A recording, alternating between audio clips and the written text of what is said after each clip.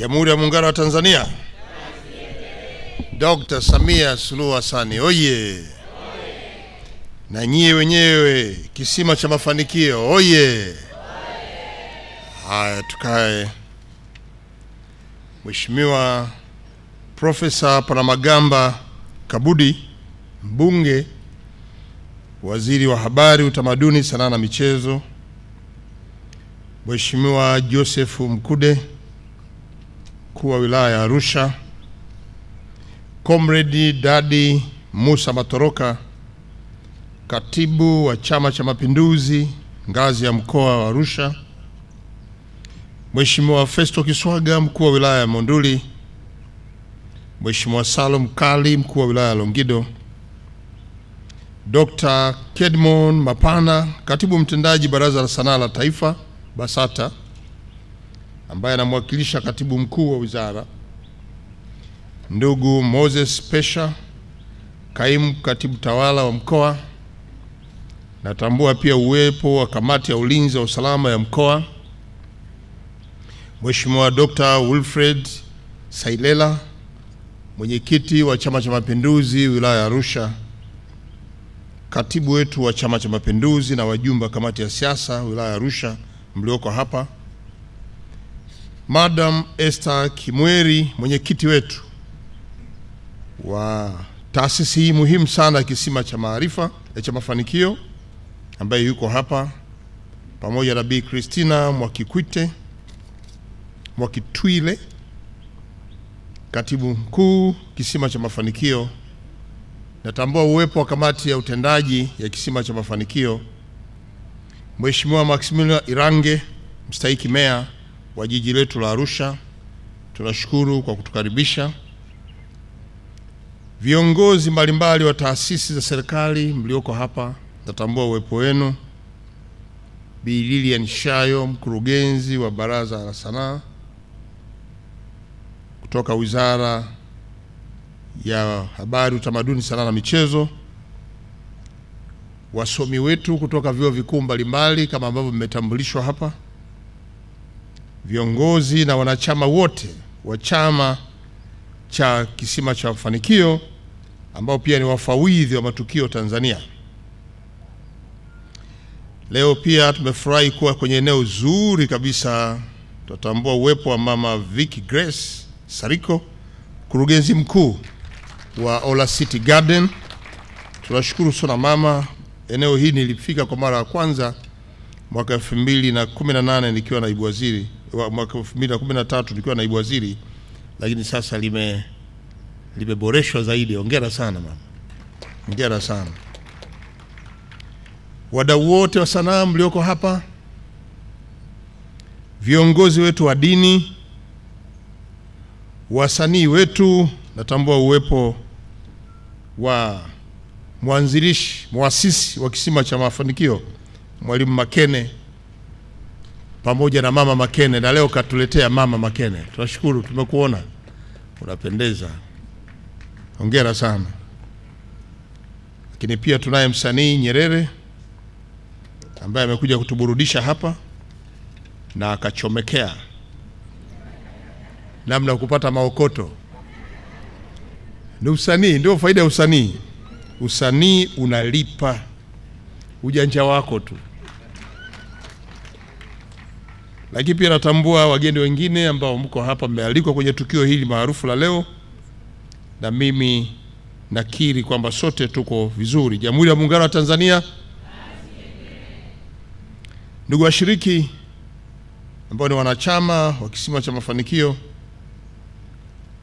na wote ambao mmekaribishwa kwenye tukio hili, kiwemo viongozi wa serikali na chama, mimi nataka kuungana na viongozi wa dini na walionitangulia hapa, na kwa kuanza kumshukuru Mwenyezi Mungu. Mwenyezi Mungu ametujalia leo kuwa na afya njema na kutukutanisha hapa jijini Arusha maalum kwa ajili ya tukio hili muhimu la kufungua kongamano la chama cha wafawidhi wa matukio Tanzania, ambalo litaanza mara tu nitakapozindua rasmi. Najua tumesafiri kutoka maeneo mbalimbali mkoani kwa mujibu wa taarifa zilizotolewa hapa na katibu mkuu, tumefika salama na tunaamini Mwenyezi Mungu atatuongoza kurudi salama makwetu.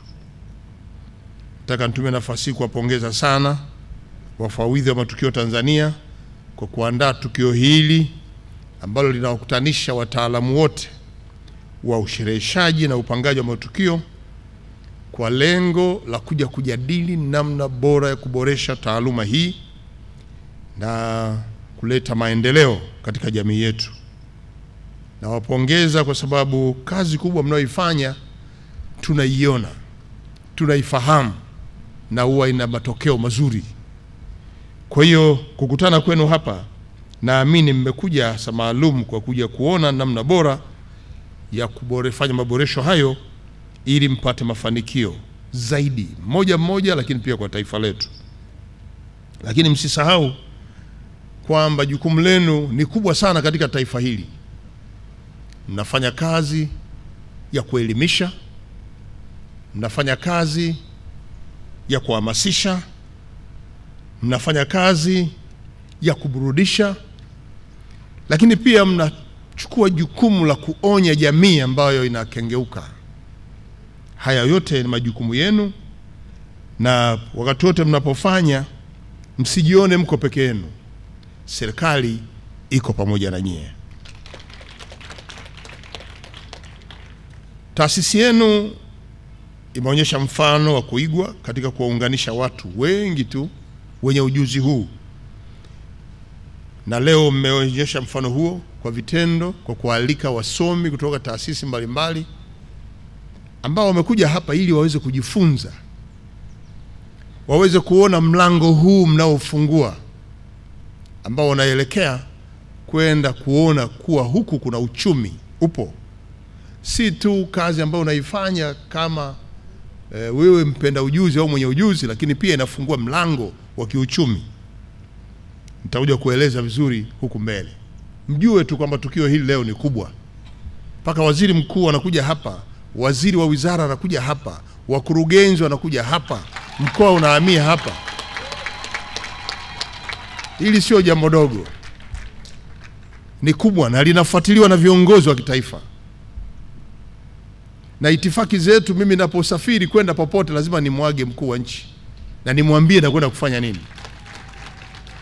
Nilipomwambia na kuja Arusha kukutana na washereheshaji wenye chama cha mafanikio, kisima cha mafanikio, lakini pia kazi yao ni wale wanaowezesha kuendelea kuanza na kuisha kwa shughuli mpaka za kitaifa, ambayo sisi mara nyingi hapa nikimwona Mheshimiwa Makene namuona na matukio yote ya kitaifa ambayo anaendesha Dar es Salaam, Dodoma, leo yuko Arusha. Mjue kwamba jambo hili ni kubwa, na nimekuja na salamu zenu za heri na baraka kutoka kwa Mheshimiwa Dr. Samia Suluhu Hassan, Rais wa Jamhuri ya Muungano wa Tanzania. Anawasalimia sana, pokeeni salamu zenu za upendo kabisa. Mama Samia oye! Mama Samia oye! Na Mama Samia anaungwa mkono na Mheshimiwa Dr. Philip Isdor Mpango. Anawasalimia, anawatakia kila laheri. Vile vile Mheshimiwa Dr. Hussein Ali Hassan Mwinyi, Rais wa Zanzibar na mwenyekiti wa Baraza la Mapinduzi. Mheshimiwa Dr. Mwinyi anasema mtakapoanzisha tena, mtapokuandaa mkutano kama huu, msiwaache kualika washereheshaji walioko Zanzibar. Kwa ujumla wake, viongozi wetu hao wanatambua, wanaheshimu kazi mnazofanya na wanathamini mchango wenu wa kuielimisha jamii, kuiburudisha jamii, lakini pia kuionya jamii kupitia ujuzi mlionao. Viongozi hawa wanaamini kabisa kwamba kazi yenu wao inaijenga jamii. Na viongozi hawa wanajua kwamba hivi ni vipaji. Sio jambo la mtu anakurupuka tu. Ni kipaji. Lakini ukitaka pia, huu ni ujuzi. Na ukitaka kupata, lazima ukae kwenye makongamano kama haya, lazima uende kwenye semina, lazima pia ukae na mmoja kati ya wabobezi, na wako wengi tu. Sasa mmeamua kujiweka pamoja ili muweze kuona namna ya kuungwa mkono na taasisi mbalimbali ikiwemo na serikali. Nataka niwaambie maamuzi yenu ni sahihi na leo tutawahakikishia.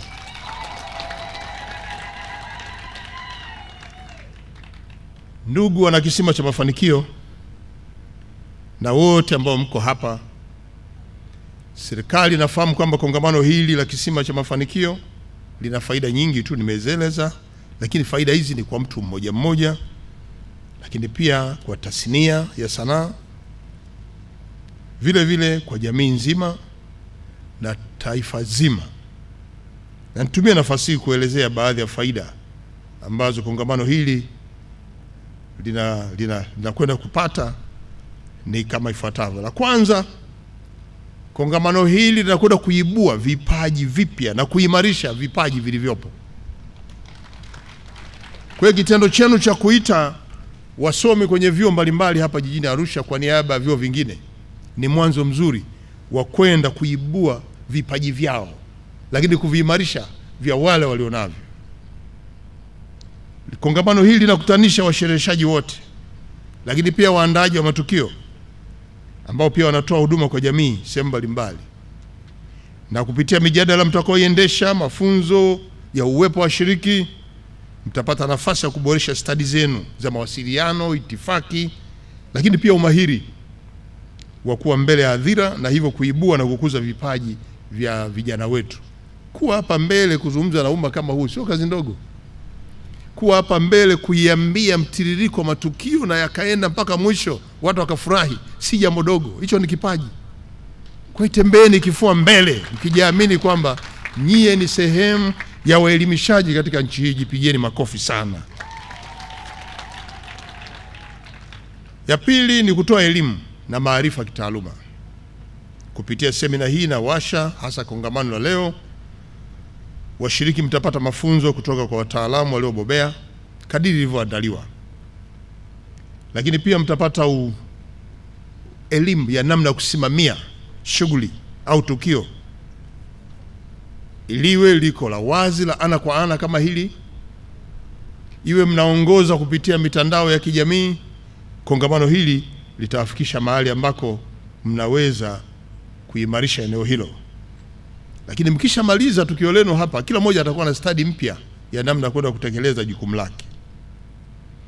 Tatu, mnakuja kuimarisha mtandao, networking. Leo mmekuja nchi nzima hapa, mnakuja kufahamiana, mnakuja kuelezana uzoefu wenu wa huko mliko, mmekuja kuelezana changamoto mnazozikabili kwenye maeneo yenu,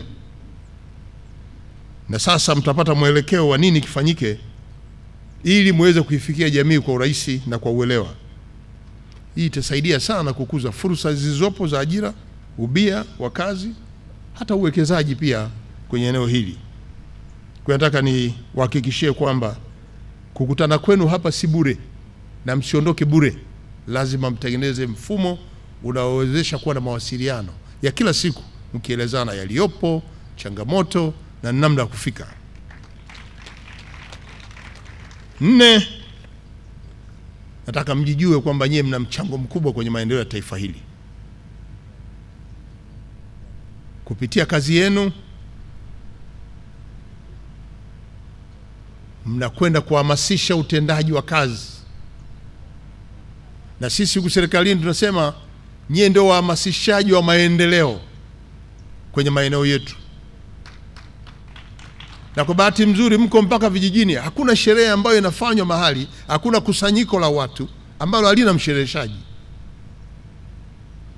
Hata wakimkosa kabisa, basi wakimkosa kabisa mwenye ujuzi, atatafuta afisa mmoja ambaye anaonekana ana uelewa hivi. Sasa jukumu lenu kuwatambua hawa, kuwaweka pamoja ili wapate ujuzi. Tumieni nafasi hii ambayo mimi nimekuja kuhakikishia kwamba nyie mna mchango mkubwa kwenye taifa hili. Sasa ni wajibu wenu kuongeza upana wa wadau na kuwatambua na kuwashirikisha ili tuwe na kundi ambalo ni rasmi, kuimarisha mshikamano wenu, lakini pia kufuatilia uwajibikaji wenu.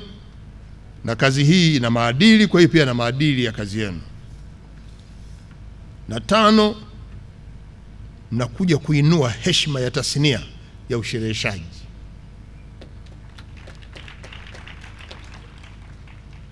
Kongamano hili linakwenda kuondoa ile dhana potofu ya kwamba washereheshaji ni mtu tu. Ukachukua neno master of ceremony ukasema huyu ni msema chochote. Unaposema msema chochote maana unaondoa umaana wa jukumu mnalolitekeleza, kwa sababu hiyo sio maana yake. Lakini pia sinataka nyie muonyeshe kwamba hii ni kazi. Kutoka kongamano hili mtoe ujumbe kwa jamii kwamba hii ni kazi, na kazi hii inafanywa na watu wenye weledi. Kazi hii inafanywa na watu wenye maadili. Lakini kazi hii inafanywa na watu ambao wana heshima zao kwenye jamii. Leo Mwalimu Makene hapa asingekuja na mke wake kama ingekuwa kazini ya hovyo hovyo tu. Nani angekubali kumleta mkewe au mumewe kwenye shughuli ya hovyo hovyo? Hayupo. Kwa hiyo kazi hii ina heshima yake kwa jamii. Kwa niendelee kusema kuwa tumieni nafasi hii, na kwa kuwa vyombo vya habari vipo na mko chini ya Wizara ya Habari, tumieni vyombo vya habari kuelimisha jamii kwamba kada ya washereheshaji si watu tu wamechaguana wakakutana mahali wakawa wanafanya mambo wanayofikiria wao, au mtu anaweza kupanda jukwani akasema mambo tu yanayoibuka tu bila kuangalia maadili, mwelekeo na mwenendo wa nchi. Kwa hiyo mna jukumu hilo la kuhakikisha kwamba kazi hii ina heshima na ni tasnia ya watu wenye heshima, wenye maadili na nini. Na sisi tunatambua kuna watumishi hapa wa umma. Mwenyekiti mwenyewe mtumishi wa umma. Kuanzia hapo tunajua kabisa kwamba tasnia hii ni ya watu wenye heshima. Nimesikia hapa kuna walimu. Wote mnajua kwamba nchi hii inapata mafanikio na maendeleo kutoka kwa walimu. Mwalimu ndio aliyemuimarisha daktari, mwalimu ndio aliyemfundisha engineer, mwalimu ndio aliyemfundisha, kila kada imeimarishwa na walimu. Na leo wako hapa kwenye tasnia hii ya ushereheshaji. Unasemaje kama tasnia hii sio ya heshima? Kama mwalimu yuko hapa na watumishi tu nzima wako hapa kutoka taasisi mbalimbali. Na 6 ni fursa ambayo leo mmeipata kujadili mafanikio yenu, mjadili changamoto, mjadili namna kuzitatua kwa kupendekeza suluhisho. Na hayo mapendekezo yenu hata kama yatakwenda kuhitaji mabadiliko ya sheria, semeni. Ndio kwa sababu mkurugenzi mkuu yuko hapo wa BASATA. Yuko dada Lilian pale kutoka kitengo cha sanaa ndani ya wizara. Mtoke na maazimio. Waziri mkuu hawezi kutumia mafuta hapa na ndege ya serikali kuja kukutana na nyie, alafu muondoke hapa msio na mapendekezo ya namna kuishauri serikali. Waziri mwenye dhamana ameondoka kule na majukumu mengi, amekuja hapa Arusha kukaa na nyie, kusikiliza kongamano hili, kujua kazi zenu zilivyo, mafanikio yake, changamoto, alafu mkashindwa kuishauri serikali. Kwa hiyo tumieni nafasi hii kuishauri serikali. Iwe ni ya kisheria, kanuni zibadilike hivyo na nyie pia mpate kufanya kazi zenu vizuri. Najua kwenye hiyo mtakuja mtasema tunataka mafunzo rasmi. Haya, mtatuambia ilisomwa chuo gani? Yanapatikana chuo gani? Ili sasa tuone kama je, vyuo vyetu vya Tanzania vinatoa kozi hii. Na nyie semeni tuanzie chuo gani kupeleka kozi hizi ili kuwe na Watanzania wanaotamani kujifunza waende kwenye chuo hicho. Na sisi tumetengeneza vyuo vingi ambavyo vya ngazi ya kati ili yeyote apate kusoma. Hata kama ulienda chuo kikuu unataka ujuzi wa jambo hili, basi utakwenda pale kupata ujuzi huo tu kwa wenye uhitaji. Ndugu washiriki na wageni waalikwa wote mlioko hapa, nilipongeza kwa dhati Kisima cha Mafanikio kwa kazi kubwa mnayoifanya ya kuibua, kukuza na kutumika kama majukwaa ya kuwanoa wasanii, washereheshaji, waelimishaji, lakini pia waandaji wa matukio. Risala yenu imelenga maeneo muhimu sana ya kitaifa, hasa ajira kwa vijana, maadili, uzalendo, matumizi chanya mitandao, na nafasi ya wasanii na washereheshaji kama mabalozi wa fikra chanya miongoni mwa jamii yetu.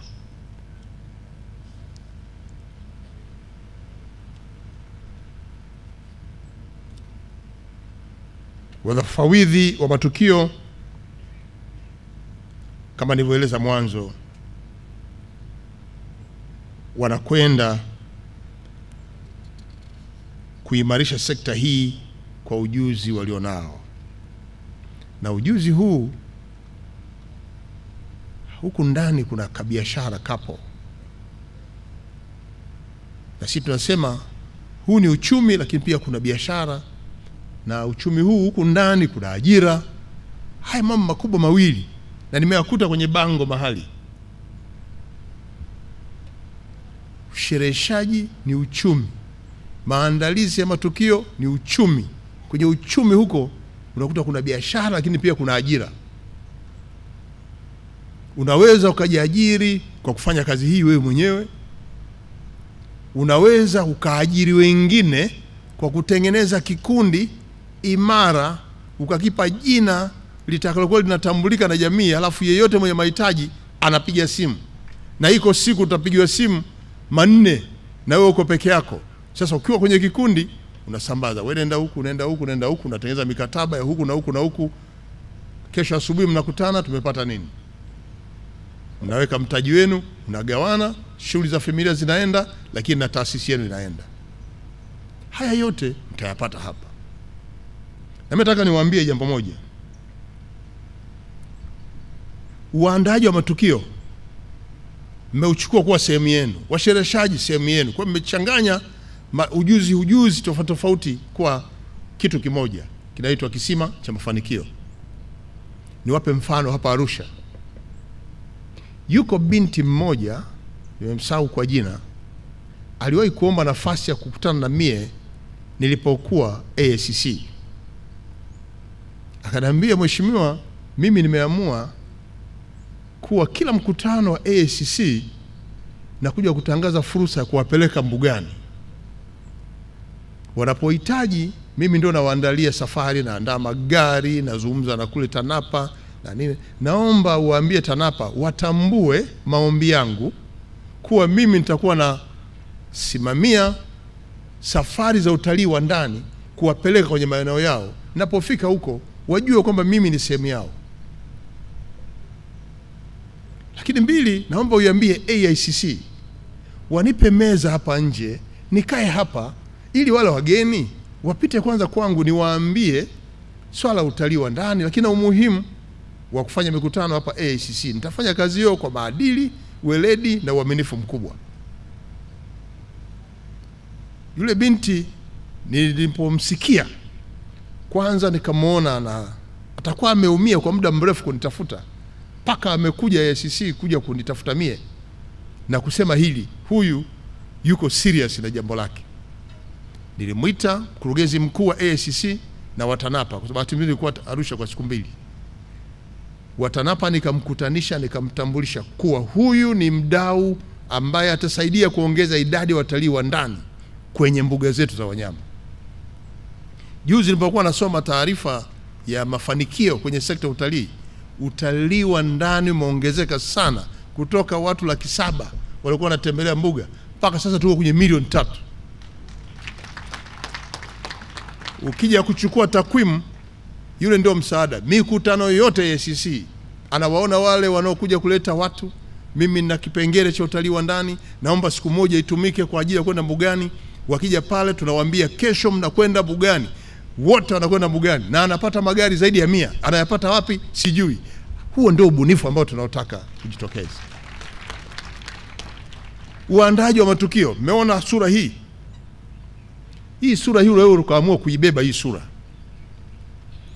Kazi yako wewe ni kusikiliza tu, una mkutano gani? Kisima cha mafanikio. Unafanyia wapi? Ola City Garden. niachie mie. Yeye analeta hilo, analeta hili, anapamba, anakutengenezea, anakuambia kaa hapo, milioni 40. Sasa kuna harusi ngapi? Kuna mikutano mingapi? Ukionekana mahiri utaitwa kila mahali. Kwa nyie kisima cha mafanikio, kweli ni kisima cha mafanikio, ili jina mkukosea kujiita. Angalieni shughuli zilizoko ndani ya kisima cha mafanikio, zichambueni, ziwekeni pamoja kuwa ni jambo lenu. Wewe kama ni kazi yako kusimama kama bwana Mwalimu Makene, anatuunganisha kati yenu viongozi na wageni waalikwa, anatupanga, anawaita, anaifanya eneo hili linakuwa la kuhamasika na nini. Hiyo pia ni kazi na ni ujuzi. Uwekeni huko. Moja. Ya pili, kuandaa matukio. Ya tatu, hiyo ukiunda kampuni ukawatafuta watu. Pande unasema unaweza kuajiri ukawa na kampuni yako, ukawa na mtu mmoja kazi yake hii. Wa pili analeta muziki. Wa tatu kuhakikisha kwamba viti vinalembwa na nini na eneo linapambwa hilo. Kwa hiyo unakuja unakuwa unamwajiri. Hapa ni mahali sahihi kwa kujadili haya. Nataka niwaambie kwamba serikali ya awamu ya 6 inaongozwa na Mheshimiwa Dr. Samia Suluhu Hassan, ambaye ndio rais wa Jamhuri ya Muungano wa Tanzania, imejidhatiti kutambua ujuzi huu wa mtu mmoja mmoja, na imejidhatiti kuwatambua nyie wenye ujuzi wa aina tofauti tofauti, mmejiweka pamoja. Pale ambako mnaialika serikali kuja kusikia, tutakuja, hata kama itakuwa ni mwishoni mwa mpakani mwa nchi, tutakuja kuwasikia ili tuwaratibu na kuweza kuhakikisha kwamba mnapata mafanikio kwenye maeneo yenu. Sisi tunaamini mkikutana hapa mtakuza ujuzi wenu. Mkija hapa mkikutana mtapeana mwelekeo wa kukuza stadi zenu. Mkiwa hapa mtahamasishana maadili ya kufanya kazi zenu. Lakini mkiwa hapa mtaimarisha pia na sekta yenyewe. Na kwa maana hiyo nitarajie haya yatapatikana kutoka kongamano hili. Na mimi nitarajie kwamba mtapanua wigo na kueleza fursa mlizonazo kupitia kongamano hili. Kwa hiyo chama hiki kinao msingi imara kabisa. Kinayo majukumu nyeti yenye mchango kwenye taifa hili. Na kwa sababu hiyo nitumie nafasi hii kutoa maelekezo kuhusiana na masuala mlionieleza katika risala yenu kama ifuatavyo. La kwanza, kwa Wizara ya Habari, Tamaduni, Sanaa na Michezo, kupitia Baraza la Sanaa na mkurugenzi mkuu kwa hapa, shirikianeni kwa karibu na kisima cha mafanikio katika kuandaa miongozo, mafunzo ya kitaaluma na mfumo wa urasimishaji wa washereheshaji wote nchini na waandaji wa matukio. Shafanya hilo, hawa sasa itakuwa rahisi kueleza ili wafanikiwe wafanye nini. Maarifa wanayo wao, kwa sababu ni ujuzi wao, na ndio kazi ambayo wanaifanya kila siku. Lakini mkikaa pamoja, mkizungumza, mkapanua wigo, hawa watawaeleza changamoto zilizopo. Lakini pia hawa watatoa mapendekezo ya namna bora ya kuifanya sekta hii ifahamike, ikue katika kutekeleza majukumu yao. Wewe utakuwa ujue, wewe ni mkurugenzi wa jumla, lakini kwenye eneo hili hawa wanajua zaidi. Kwetu wasikilize, tuwashirikishe na tukae nao pamoja.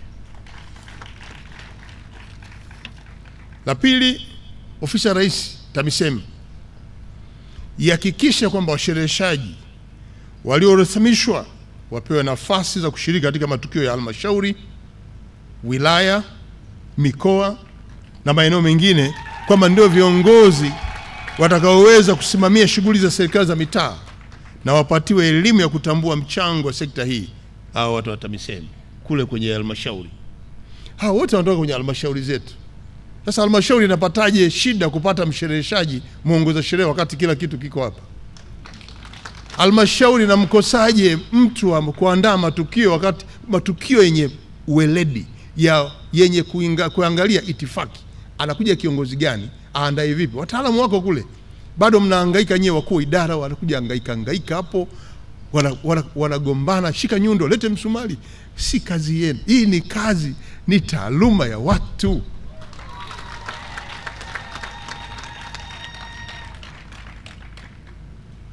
Tatu, kwa Wizara ya Elimu, Sayansi na Teknolojia kupitia VETA na BASATA, andaeni kozi maalum kwa ajili ya mafunzo ya ushereheshaji na upangaji matukio, ili vijana wapate stadi za kitaaluma na nyeti na vyeti vinavyotambulika rasmi. Nilifanya ziara wilayani Kyela mkoani Mbeya kwenye chuo cha VETA. Wakati ule nafuatilia mpango kazi uliokuwa maendeleo na Waziri Mkuu wa kuwapa ujuzi vijana wa Tanzania wa ngazi zote. Tukawapa nafasi vyuo vya VETA kubuni aina ya mafunzo yenye uhitaji kwenye maeneo yao. Yule mkuu wa chuo pale alipata maoni na vijana waliotaka wajifunze urembo, akafungua idara ya urembo na ikaanza. Nilipotembelea mimi nikakuta wadada na wavulana watatu wamepewa chumba maalum cha urembo tu. Kiingia hapo, hizi nywele za kutoa huku kalaza huku zinatengenezwa hapo. Ile mdomo kuweka kwa rangi inayovutia pale. Lakini ususi wa nywele ndogo ndogo ndogo za makubwa na hizi za twende kilioni pale. Kulikuwa na makochi mawili, jisha kuremba, kochi na comfortable pale. Hiyo ni kozi ambayo mkuu wa chuo aliona ina uhitaji kwenye eneo lake, na amepata wasomi. Sitaki kurudi kwenye mjadala uliomalizika, si kama umeisha au bado unaendelea.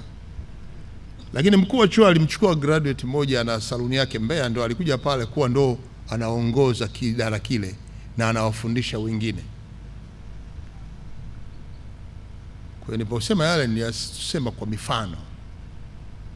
Kwa hiyo Wizara ya Elimu wenye VETA, Wizara ya Utamaduni, Sanaa na Michezo wenye BASATA, ambao leo mnakaa na hawa, wasikilizeni vizuri, oneni mahitaji yao, tengenezeni curriculum, muongeze vitu kwenye ile curriculum yetu ambavyo vitatoa nafasi kwa Watanzania kwenda kujifunza zaidi na kuingia kwenye ujuzi huu ambao watu wakisoma watajiajiri na wanaweza kuajiri wengine, namna kuandaa matukio, lakini na mambo mengine.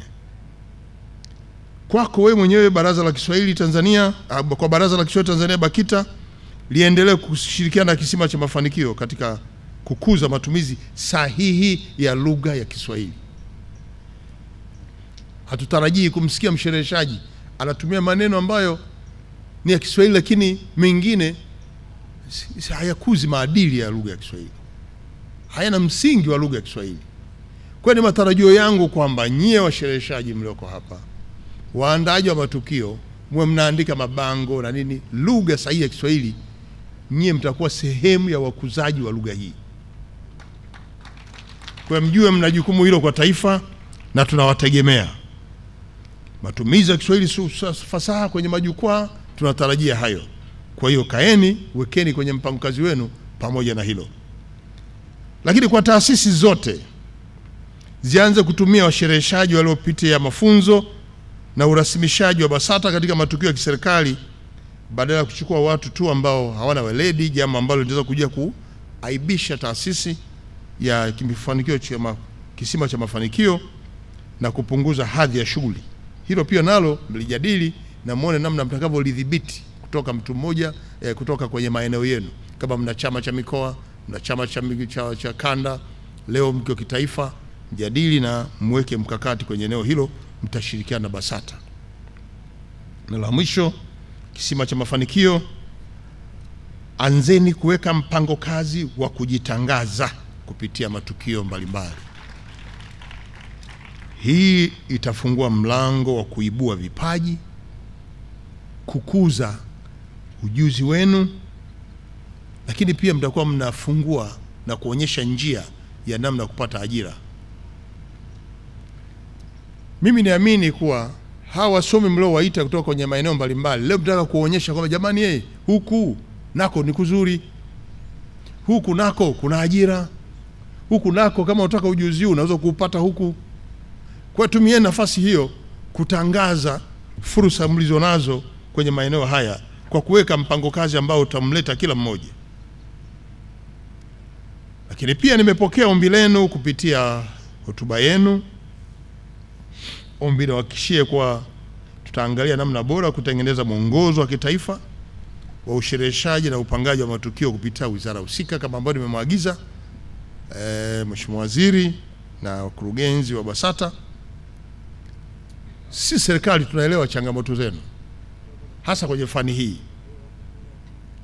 lakini pia tunataka tuone sekta hii kama ambavyo tumeanza kuona kwamba sekta hii kumbe ina chama chake imara, kina mfumo wake. Sasa ni wakati wa kukaa pamoja na serikali ili tuwaimarishe. Kwa serikali inalifanyia kazi katika kupitia maboresho ya sera za sanaa, ajira na utamaduni ili iwaletee manufaa. Mfanye kazi ambayo ina uhakika. Nimesema hapa, pale ambako mtaona kuna umuhimu wa kwenda kubadilisha hata hiyo sera, tuiwekeje, sheria zake ziweje, kanuni ziweje, toeni mapendekezo. Sisi tuko tayari kupokea mapendekezo yenu. Niendelee kuipongeza dhamira hii ya dhati ya kisima cha mafanikio cha kuwaleta pamoja wote na kutushirikisha serikali kwenye mpango huu wa kuja kuwa nanyi kwenye kongamano hili, na mmetudokeza kwamba mko tayari kuendelea na kampeni zote za uzalendo wa taifa letu, lakini pia ta kampeni ya jambo la utalii lililoko mbele yetu kama nilivyotoa mfano kwa binti wa hapa Arusha. Wakati mwingine tunahitaji wananchi wapate elimu ya uraia, tutawapanyie kazi hiyo. Lakini pia twende tusaidiane kubadilisha fikira za vijana. Siku hizi kutokana na mitandao, vijana wana fikira nyingi, nyingine sio practical kwa nchi yetu. Hazikidhi mahitaji ya utamaduni wetu, desturi yetu, lakini pia utamaduni wetu, mila zetu, lakini utamaduni wetu. Nyie nenda mkasaidie kubadilisha fikra za Watanzania, za vijana wa Tanzania ili kila mmoja aweze kujua kwamba yuko ndani ya nchi ambayo inafanya kazi pamoja naye. Serikali itaendelea kufanya kazi kwa karibu maoni yote ya wadau wa sekta hii katika kuhakikisha kwamba taaluma hii ya ushereheshaji na upangaji wa matukio inaboreshwa, na mtakapokuwa hapa mkurugenzi na wizara itawaambia namna serikali ambavyo tumedhamiria. Tunataka tu tuhakikishe kwamba sekta hii inakuwa rasmi hapa nchini na washiriki wote wanakuwa na ujuzi na kitaalamu, lakini pia watambulike katika kutenda matendo yao. Na matarajio yetu tuone tuna ma-MC wanaokidhi viwango vya kitaifa na kimataifa. Sambamba na hilo, nitumie nafasi hii kuwataka watu wote mnaofanya shughuli hii hasa kwenye eneo la upangaji wa matukio au ushereheshaji, mfanye kazi zenu kwanza kwa kujiamini kuwa serikali iko pamoja na nyie na kwamba inawaunga mkono. Narudia hili ili mjue kwamba mko kwenye serikali iliyo sahihi chini ya Dr. Samia Suluhu Hassan. Kwa BASATA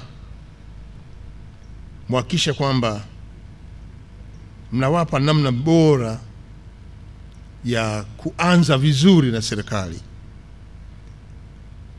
Warasimisheni hawa, wasajiliwe hawa, watambulike, wawe na vibali vya kufanya kazi, wajiamini wanapofanya kazi. Sawa BASATA? Tunataka hiyo mwasajili na wapate vibali. Mtu anakuja, wewe na kibali changu hiki, najua kumbe wewe ni mtu rasmi. Kwa hiyo warasimisheni ili wafanye kazi yao vizuri. Sisi tunataka kuhakikisha kwamba jamii nayo inawatambua na inawatumia vizuri, na kwamba hiki chama cha wafawidhi wa matukio ya Tanzania kiweze kuwa ndio kuhakikisha matumizi sahihi ya mitandao ya kijamii na teknolojia ya mawasiliano Kishafanya hivyo, hata kwenye mitandao huku hawa watatusaidia sana. Dunia ya sasa ambako teknolojia inazidi kushika kasi, tunahitaji wataalamu wa mawasiliano ambao pia na wenyewe watajiwekea utaratibu mzuri wa kuendesha matukio kupitia mitandao ya kijamii na kuleta ujumbe unaoleta maendeleo kwa jamii, unaweza kutolewa pia kwa eneo hili la mitandao ya kijamii la sayansi na teknolojia. Msiliache, hiyo ni sehemu ambayo mtajadili na kukubaliana. Kwa chama cha wafawidhi wa matukio, bebeni jukumu la kushirikiana na serikali, muendelee kudhibiti matukio mabaya katika taifa hili, na wale ambao mnadhani wanawachafua, msiache kutoa taarifa kwa BASATA ili sote tuwe tunafuata taratibu, sheria na kanuni zilizopo. Kwa hiyo BASATA ifuatilie kwa wale wote ambao wameingia kwenye fani hii lakini si kwa nia njema.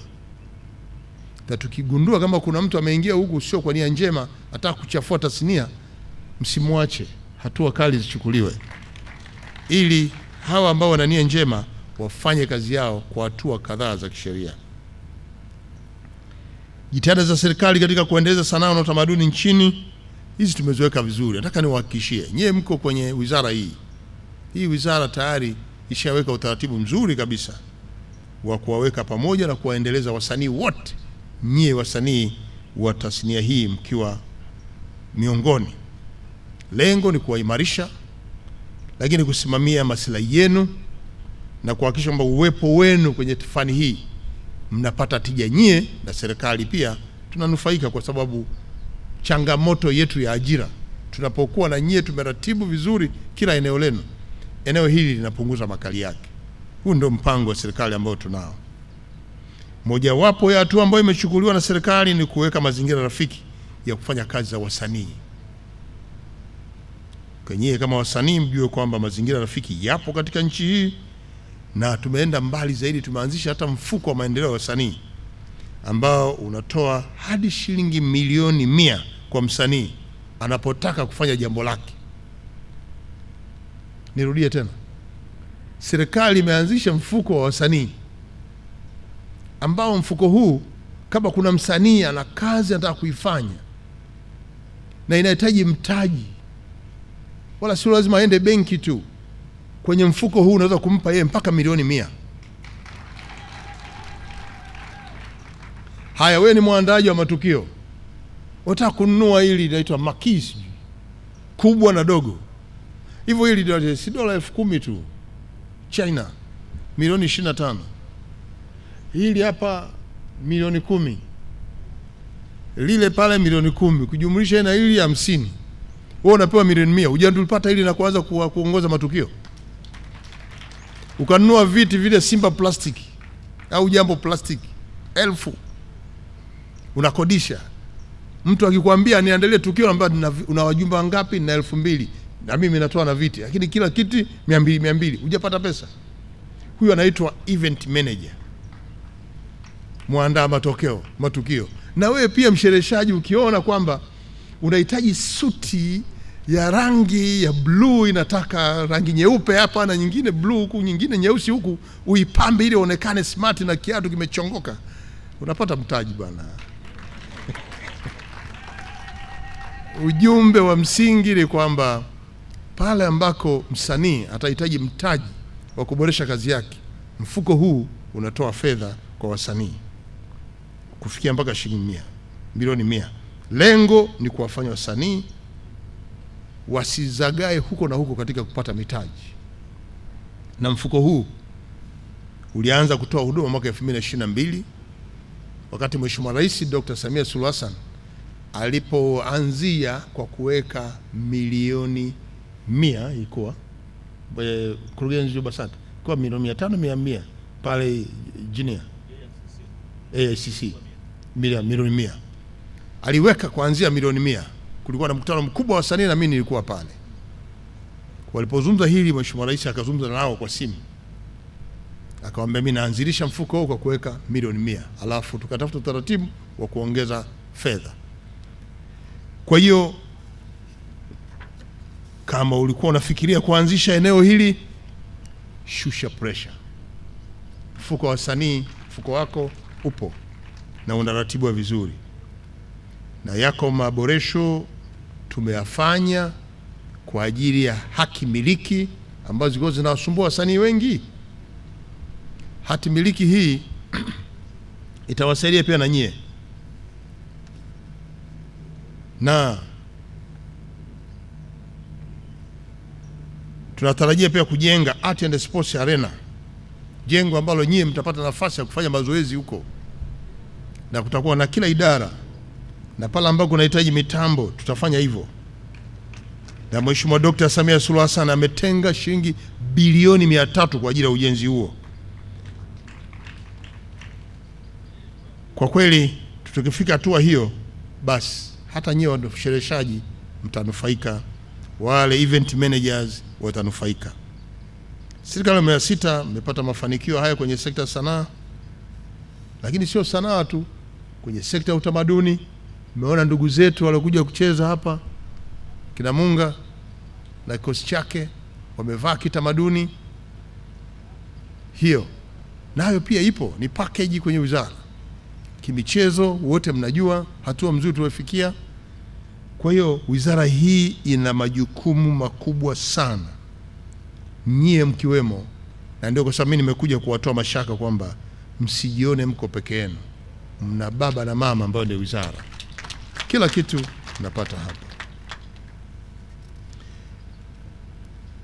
Haya yote ni maono ya rais wetu toka alipoingia madarakani. Alianza kuonyesha kutoa ushirikiano na wasanii, na mimi nimefurahi kuona kwamba leo niko na wasanii wa kada hii ya ushereheshaji pamoja na uandaaji wa matukio. Haya ndio maelezo ya serikali kwenu ambayo tunataka myafanyie kazi, na nimewaambia mafanikio haya kuna wadhamini waliodhamini tukio hili la kuwaleta pamoja leo. Nilikuwa nachungulia ratiba pale, mlikuwa hapa jana, leo na kesho kama nimeona hivi.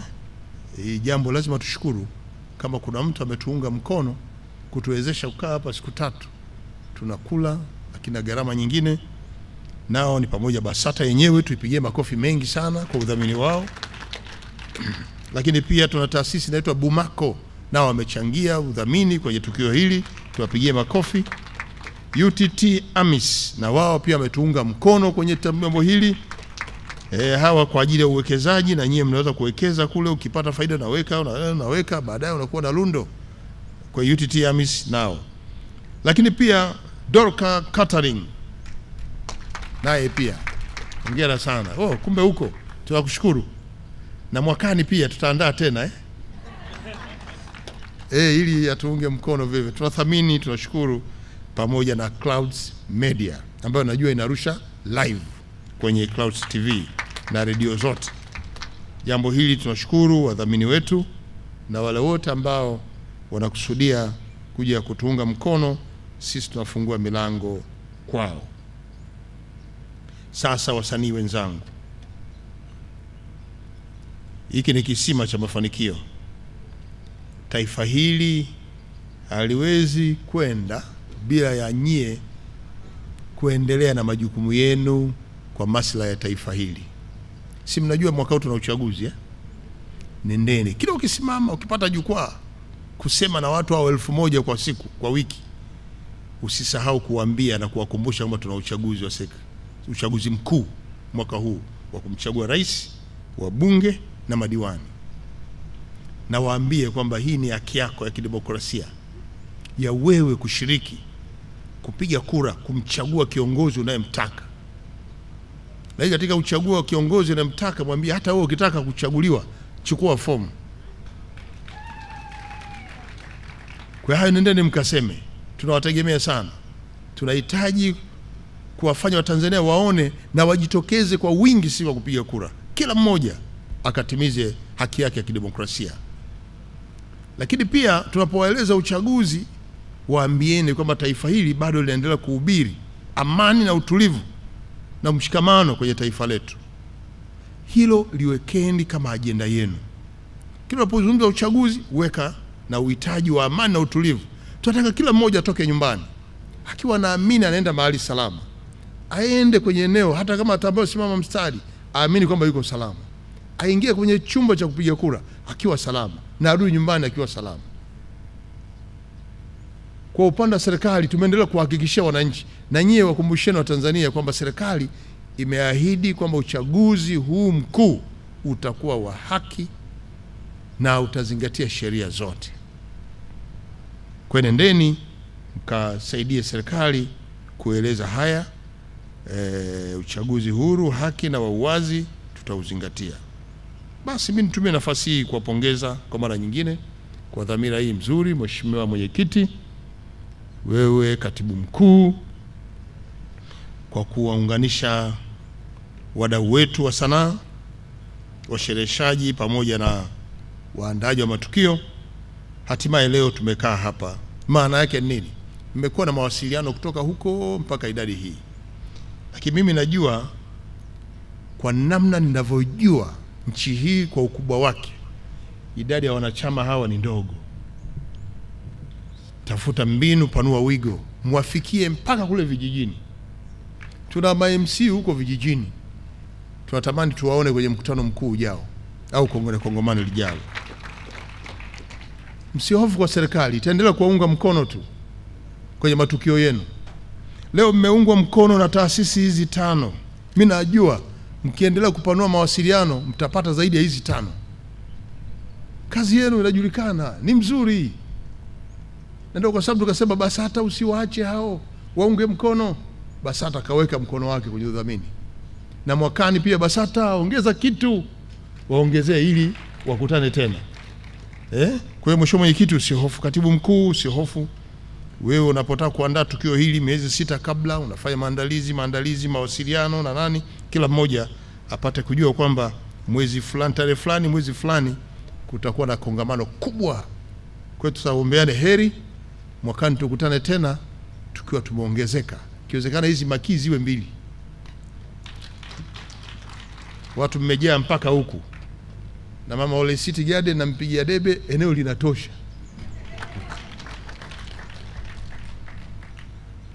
Mwisho kabisa, niendelee kuombea mafanikio mema, niendelee kuombea afya njema kwenye tukio lenu na hekima katika kutekeleza malengo yenu iendelee. Lakini pia niwatakie safari njema baada ya kumaliza kozi, mrudi makwenu salama, na mkifika huko nenda mkotoe salamu za Mheshimiwa Dr. Samia Suluhu Hassan kwamba rais wetu anawasalimia Watanzania wote kwenye eneo hilo. Si mnajua mwaka huu Si mnajua mwaka huu Naomba sana mkatoe salamu za Dr. Samia Suluhu Hassan huko mnakokwenda. Kila ukipanda jukwani, basi mstari mmoja wa kwanza ni salamu za Mheshimiwa Rais. Waambie tu Mheshimiwa Dr. Samia Suluhu Hassan anawapenda sana, wasalimia sana. Ndio, si ndio huu ndio mwaka wenyewe. Dr. Samia Suluhu Hassan oye.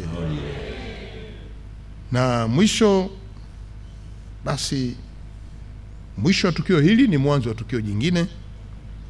Na baada ya kusema haya sasa, hapa niliambiwa kwamba nina kazi ya kuzindua tukio jingine, nembo na beji ya chama chetu. Nitamke tu kwamba nitafanya kazi hiyo. Na sasa nawashukuru kwa kunisikiliza. Asante sana na watakia kongamano jema. Nashukuru kwa kunisikiliza. Makofi mengi kwa Mheshimiwa Waziri Mkuu wa Jamhuri ya Muungano wa Tanzania. Na yuko tayari sasa kwa ajili ya uzinduzi wa nembo. Naomba nimkaribishe hapa Mtwa Kalinga ili uendeshe hili zoezi, na baada ya uzinduzi itafuatiwa na zawadi rasmi. Mheshimiwa mgeni rasmi, tunakupa zawadi hiyo kwa sababu unaitambua hii tasnia. Mwaka jana mwezi wa 3 pale Mbeya kwenye kongamano la 4 la lugha ya Kiswahili duniani, ulisema kwa maneno yako kabisa kwamba washereheshaji wana tija kubwa kwa nchi. Kwa maneno hayo, sisi Kisima cha Mafanikio kama mbegu ndogo ya washereheshaji wengi tunakupa zawadi hii. Karibu Mtwa Kalinga. Asante MC Mwalimu Makena. Mheshimiwa mgeni rasmi, sasa tunaomba kwa heshima kabisa utuzindulie rasmi nembo yetu ya Kisima cha Mafanikio. Na nembo yetu tumeweka bendera na ramani ya nchi yetu, kwa maana kwamba kisima cha mafanikio Tanzania tupo nchi nzima. Kwa heshima sasa tunaomba tuzindulie nembo yetu.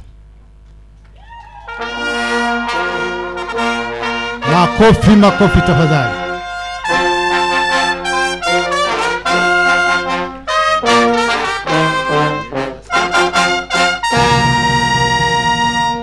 Asante sana Mheshimiwa mgeni rasmi.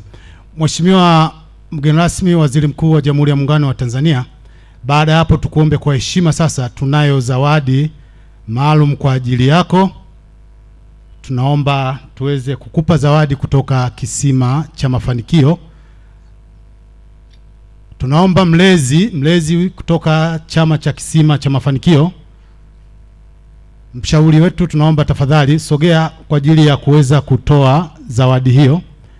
Na Mheshimiwa mgeni rasmi, tunakukabidhi zawadi hii tukiwa tunatambua thamani na jitihada zako katika kuendeleza kazi zetu, hasa sekta binafsi, na tumetazama namna gani katika yale majukumu yako ya kitaifa. Tumetazama jukumu namba 7 ambalo sisi kisima cha mafanikio tupo katika sekta binafsi, na wewe umekuwa kinara wa kupigania na kuhakikisha sekta binafsi inafanikiwa. Basi kwa heshima sasa tunaomba tukukabidhi kwa kutambua mchango huo kwako.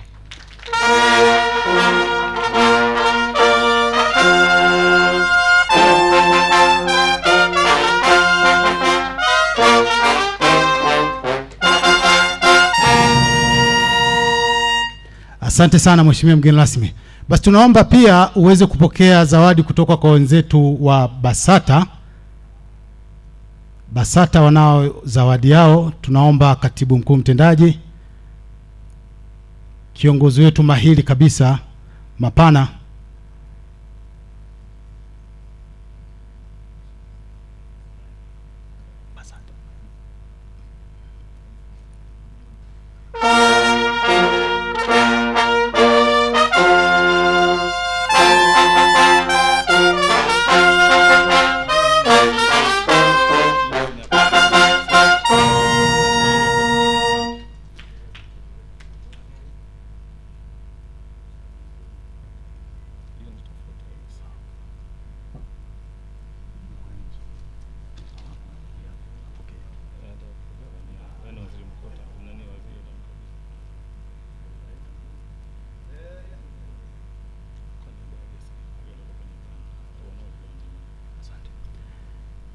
Asante sana Mheshimiwa mgeni rasmi.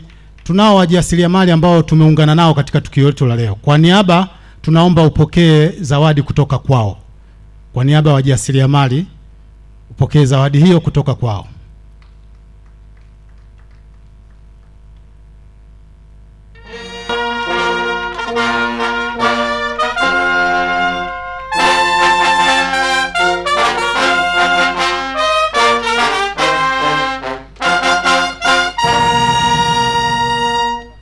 Asante sana. Sasa Mheshimiwa mgeni rasmi, wewe ni mwalimu na umetuthibitishia hapa kwamba wewe ni mwalimu na wapo wanafunzi wako kwenye ile eneo na umewatamka kabisa. Na sisi kisima cha mafanikio, moja ya kazi kubwa tunazofanya ni kuelimisha. Sasa Mheshimiwa Waziri Mkuu, tunaye Mwalimu Makena. Mwalimu Makena amefundisha wengi sana kwenye fani hii ya unene. Lakini tunaomba kwa heshima, kwa kutambua mchango wake na kuanzisha kuleta fikra chanya za kuanzisha chama chetu cha kisima cha mafanikio, kwa niaba ya wanachama tunaomba tutambue mchango wake wa kuanzisha na kuendeleza vipaji hivi. Tunaomba kwa heshima uweze kumkabidhi tuzo hiyo akiongozana na mkewe. Tafadhali Mama Makena, tafadhali.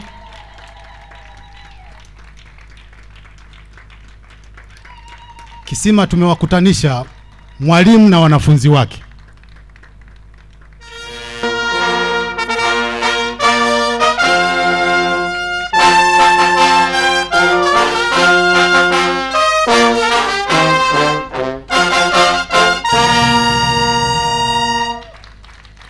Asante sana Mheshimiwa mgeni rasmi.